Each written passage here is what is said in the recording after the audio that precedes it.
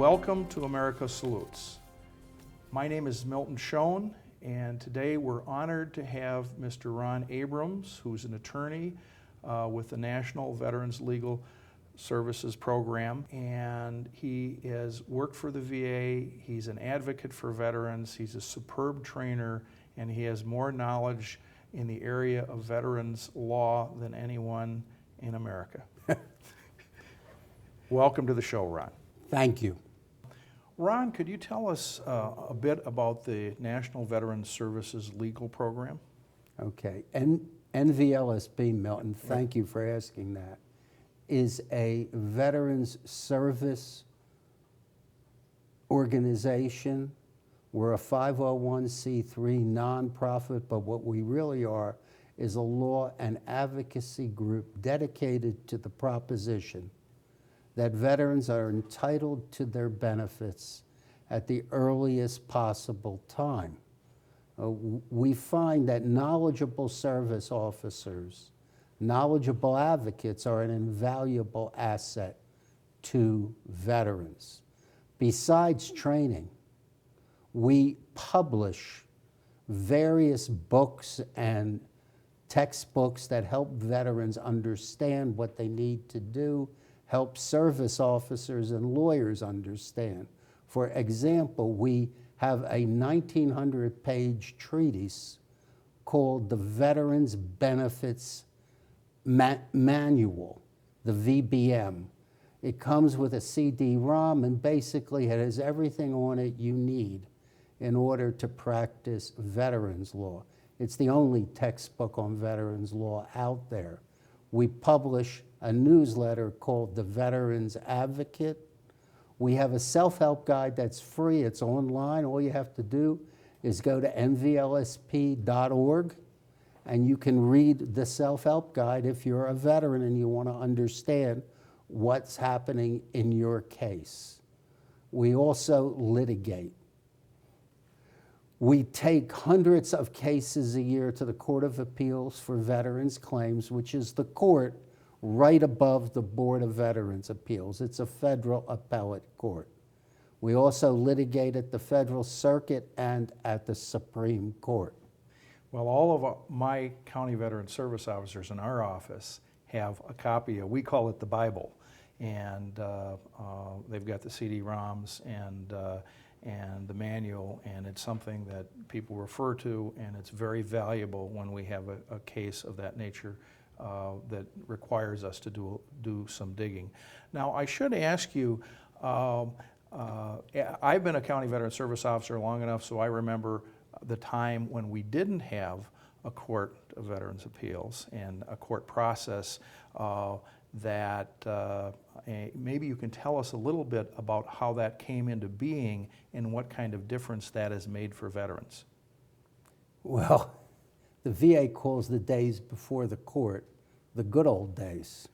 That's because no one was looking over their shoulder, and basically many assumptions that the VA made about its regulations and statutes were accepted as good law when they weren't.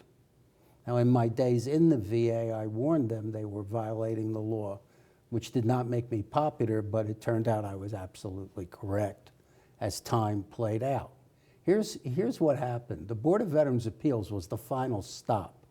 In the VA, if you lose at the regional office where most veterans file their first claim, they have the right to appeal to the Board of Veterans Appeals.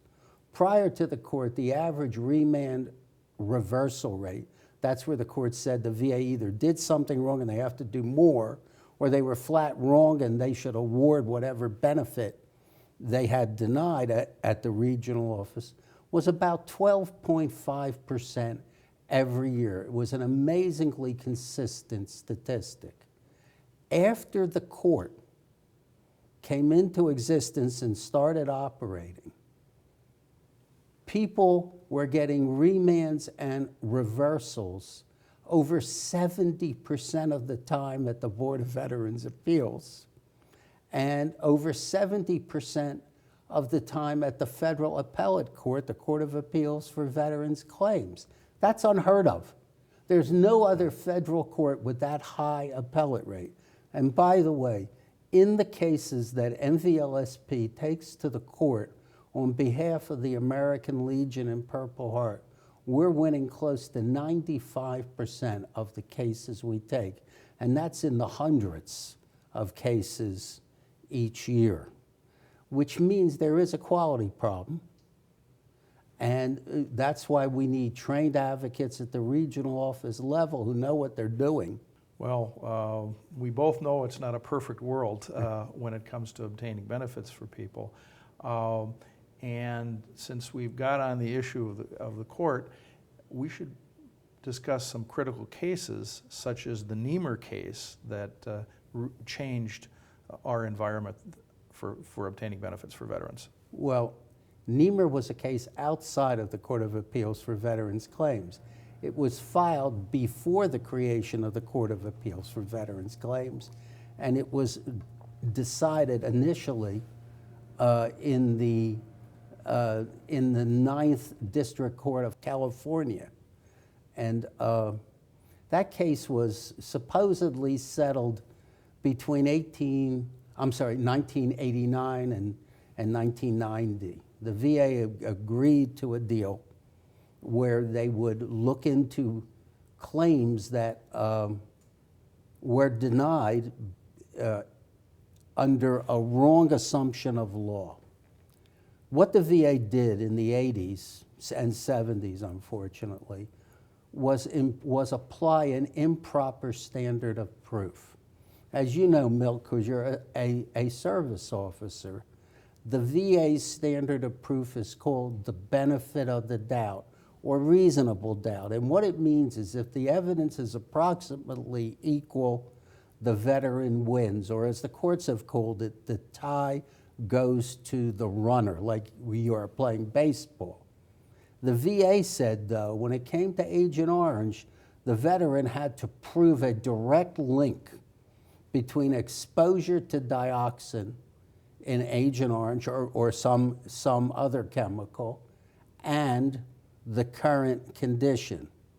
Instead, as a result of the lawsuit, the VA agreed that if the National Academy of Sciences found a link between what the veteran has and what he was or she was exposed to in service, they would consider service connecting that particular condition. As a result, many cancers and other conditions were linked to exposure to Agent Orange. The rule is if a veteran sets foot in Vietnam, just one foot, they will presume that the veteran was exposed to Agent Orange. Up until 2011, we estimate that over $400 million in benefits, maybe $500 million, we can't calculate exactly, were paid to Vietnam vets.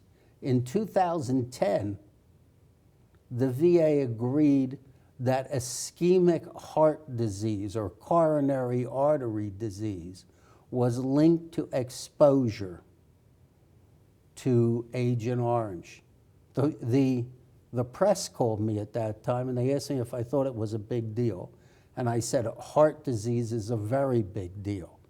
In 2011 and 2012, according to the VA, they paid over $4.5 billion in retroactive benefits to over 100,000 Vietnam vets.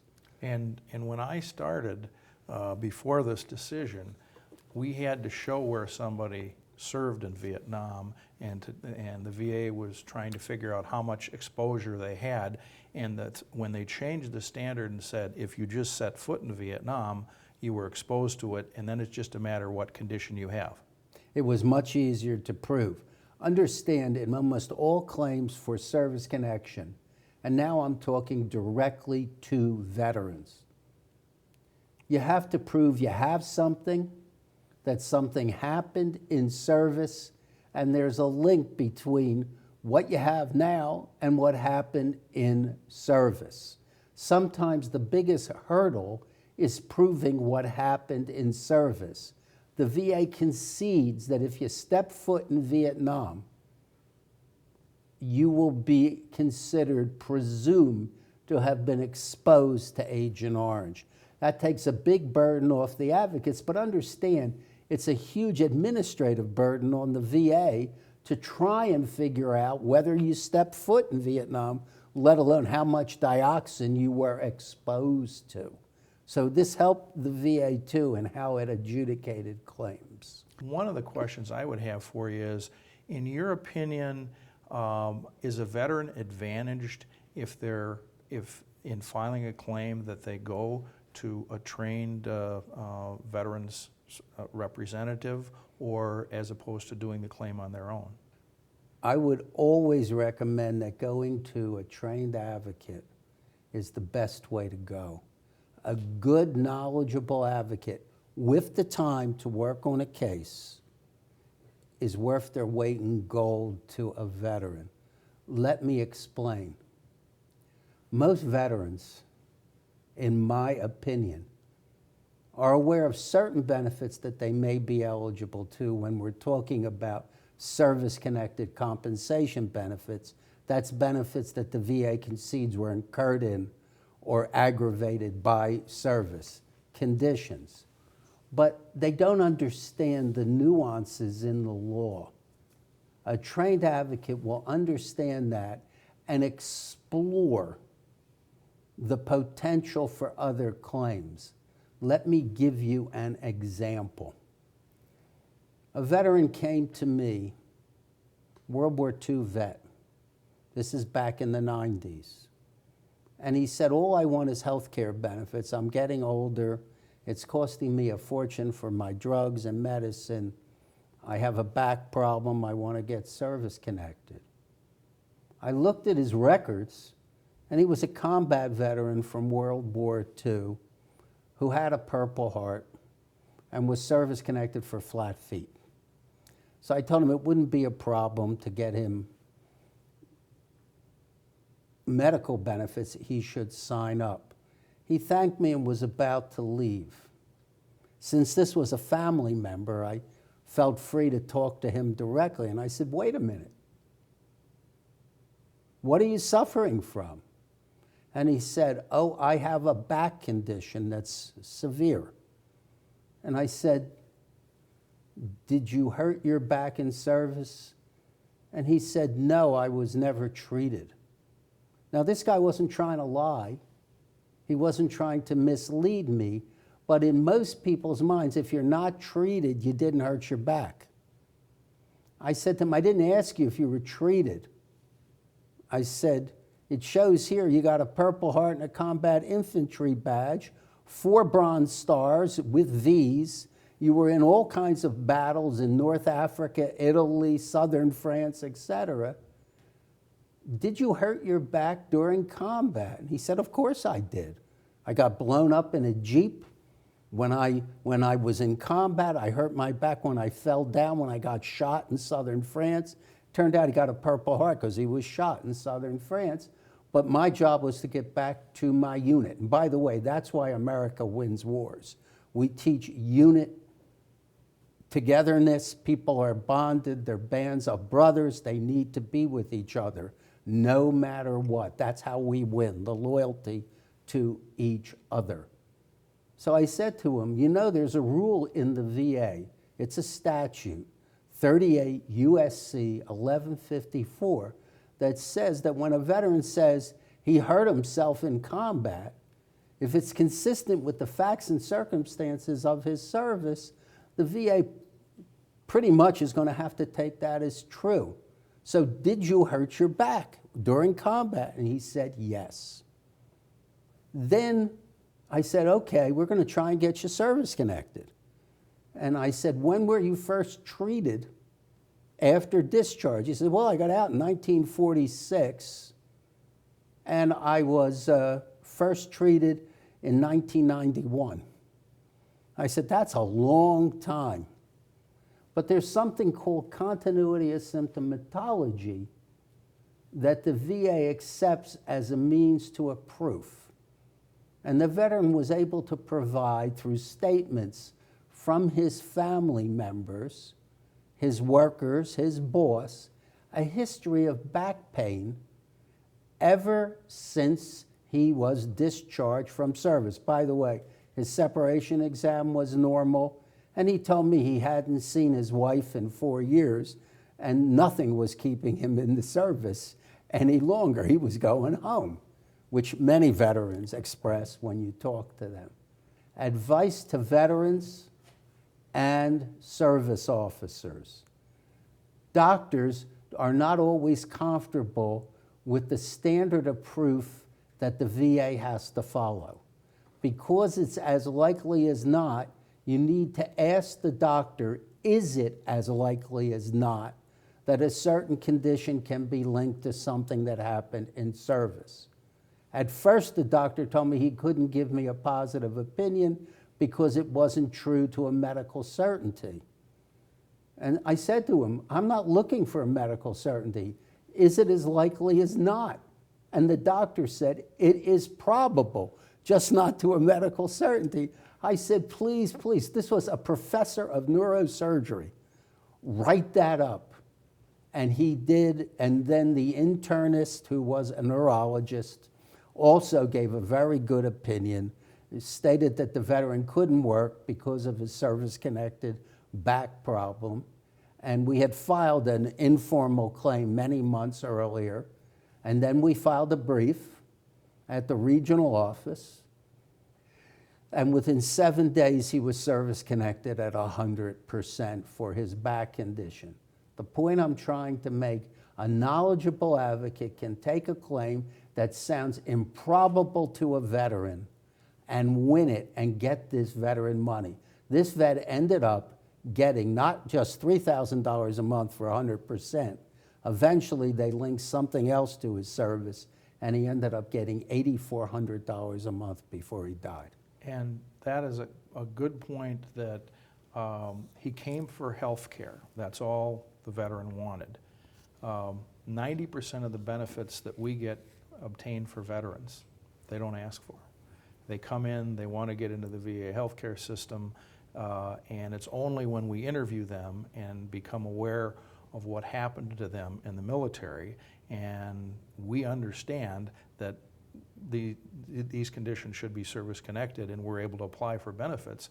And the other thing that happens when people file by themselves is they'll file for one issue when there may be a whole series of issues that they may be service-connected for. I totally agree, and that's very different from the normal practice of law.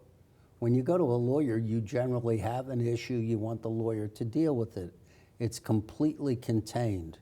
In veterans law, the system's wide open, and a good advocate guides the veteran in almost a paternalistic way to the benefits that they should claim, that they will have the best results for. That's hard to do. And it takes a wide grasp of knowledge of veterans law, and that's why knowledgeable service officers who aren't bound to just one issue are very, very valuable. Well, much has been made of the fact that the VA has an extraordinary backlog of cases. And one of the things that the VA is attempting to do is to create what's known as fully developed claims, the FDC process, to speed up the processing of some of those claims and to reduce the backlog. Could you comment on that? I think the fully developed claims program, which the VA calls the FDC program, everything in Washington, D.C. has an acronym. That's just the way it is. It's shorthand to show you're in the know. Could be the best thing the VA's ever done if they do it correctly. We've been, on behalf of the American Legion, to 7 or 8 regional offices where we check the quality of work in the regional offices. In almost every regional office or RO, they were able to work fully developed claims faster than the normal claim. The idea behind the fully developed claim is a knowledgeable service officer or advocate, it could be a lawyer, it could be a veteran alone who understands, submits enough evidence that would have to be provided by the claimant to allow the VA to adjudicate the claim in short order. Unfortunately, in many of the offices we've been to, we've seen evidence of what the VA calls top sheeting, where they look at the top of the file, they make an immediate decision and cut the backlog by making a final decision, leaving things that should be fixed, things that should be considered, untouched. And we found a considerable error rate there. In one office, the regional office set up the exams promptly, because in some cases you have to, but didn't look at the exams for a year.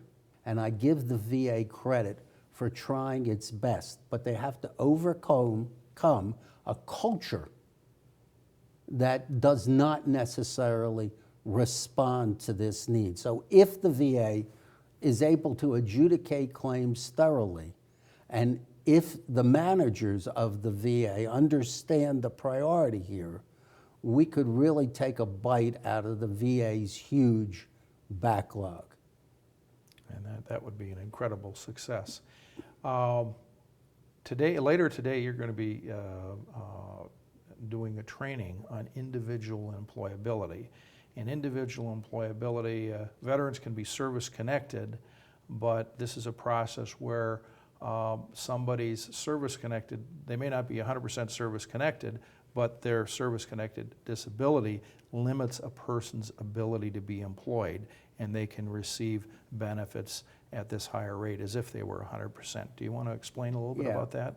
In essence, the VA concedes through its regulations, through several of them, that if service-connected conditions cause the veteran to be unemployable, the veteran will pay the VA will pay the veteran at the 100% rate. For years, the VA followed 38 CFR 4.16a and b. 4.16a says, in order to be considered for individual unemployability, the veteran either has to have one 60% service-connected condition or a combined 70% with one service-connected condition at 40%. And that was the vast majority, almost all claims that were granted for individual unemployability.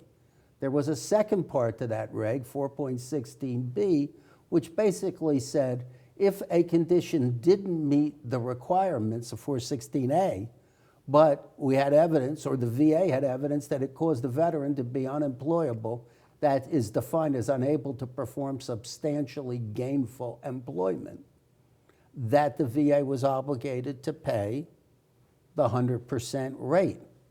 The VA interpreted that to mean that they would pay on an extra scheduler basis where the veteran had to jump through several complicated hoops. In a recent case at the Court of Appeals for Veterans Claims, a judge there, this was a memorandum decision, not binding on the VA, although the principles are binding on the VA, held that none of the processes that the VA used to consider 416b were correct, that the only thing you needed to prove was that the veteran was unemployable because of his service or her service-connected conditions. This is a revolution. The VA is going to have to consider many more claims for individual unemployability. And my advice to veterans and to service officers and other advocates is to get an opinion from the veteran's doctor or a vocational expert that says that this veteran can't work because of their service-connected condition. A typical example is a 40% back condition due to back strain. It's chronic, but there is no disc involvement where you can get 60%. And it's very hard to get 60% for a back condition. Well, if the veteran was a laborer and had to lift things, move things, do things, didn't have a college degree, wasn't suited to work as a clerk, that may be enough if he can no longer lift and move things to get the veteran the 100% rate. That takes you from $500 a month to $3,000 a month. That's a huge increase and worth hundreds of thousands of dollars over a lifetime. That's an incredible benefit to that veteran. Well, we're coming to the end of our time, and I'm wondering if there are any thoughts that you'd like to leave with our viewers here as we finish up. Yes, we've started a program called Lawyers Serving Warriors, and we've issued a brochure about it. We have a group of volunteer attorneys who are not interested in charging fees, don't want to practice veterans law on a daily basis, but have agreed to help us on various cases outside of the ambit of VA benefits. There is a military benefit called Combat-Related Special Compensation, or CRSC, and that allows a veteran who was discharged on the TDRL or permanently discharged for disability to get several $100s a month more in benefits, and applies to veterans of any era, World War II, Korea, Vietnam, it doesn't matter. They had to be injured by an instrument of war, and then they're entitled to this benefit, but we found that the military is not paying them correctly, and on the average, we've recovered about $12,000 in retroactive benefits, and these veterans are now getting an extra $250 a month. If you're interested, contact mvlsp.org. There's an application there. Please let us help you. We want to help. Thank you. And Ron, I want to thank you for a life's work of making the lives of veterans better. And I know from my work and what I've learned from you that you're a tremendous asset to the veterans of our country. Thank you very much. It's gratifying to help. And when you do something in your life that actually makes a change, you go home happy.